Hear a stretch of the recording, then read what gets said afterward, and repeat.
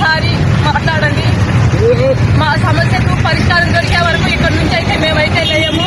పిల్లలు పెద్దలు మాకు ఈ రోడ్డు తప్ప మాకు ఇల్లు అయితే లేదు. ప్రస్తుతానికి ఈ రోడ్డు మీదే కూర్చుంటాము. మాకు మీరైతే కొంచెం మా మీద దయ చూపి మా ఇంటిని మాకు అప్పగించేంత వరకు నిరాహార దీక్ష అయితే ఇక్కడే చేస్తూ ఉంటాము.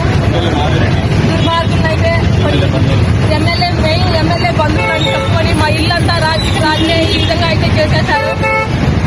దయచేసి అది కనుక్కొని ఆ ఇన్ఫర్మేషన్ ఏంటో కనుక్కొని మేమైతే దళితులు వల్ల మేము ఎస్సీ వాళ్ళము రేట్లంతా కలిసి ఈ విధంగా అయితే చేసినారు. పలుకుబడి ఉందని ఇది 100 సంవత్సరాల నుంచి మేమైతే ఇంట్లోనే ఉంటామన్నా. మా పెద్దలు తరతరాల నుంచి ఇక్కడే ఉన్నాం.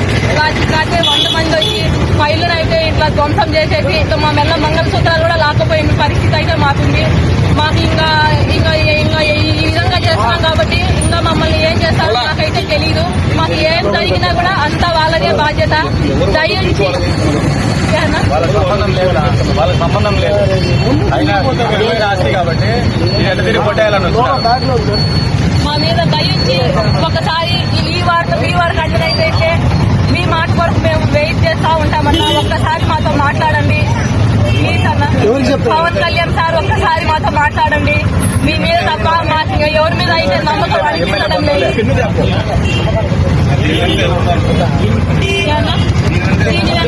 ఎమ్మెల్యే బంధువులు అయితే ఉన్నారు.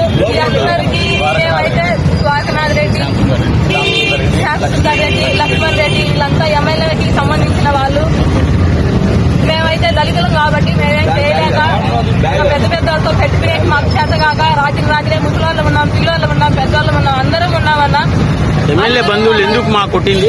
ఎమ్మెల్యే బంధువులు అయితే ఎందుకు కొట్టినారు అంటే పంచాయతీ వాళ్ళకు సంబంధం వాళ్ళకి సంబంధం లేదు అసలు. మేము కొన్నామని చెప్పి తప్పుడు డాక్యుమెంట్ తో వచ్చినారు. విలువైన స్థలం ఇది 12 సెంట్ల స్థలము. సెంటు 50 లక్షలు పోతుంది. ఇక్కడ దౌర్జన్యంగా వచ్చి లీగల్ గా ప్రొసీడ్ గా లేకుండా దౌర్జన్యంగా వచ్చినారు. ఎవరి దగ్గర కొన్నారు? తిరుపతి వాళ్ళ దగ్గర కొన్నామండి. మేము ఇక్కడ 5 తరాల నుంచి ఉండే ప్లేస్ మాది.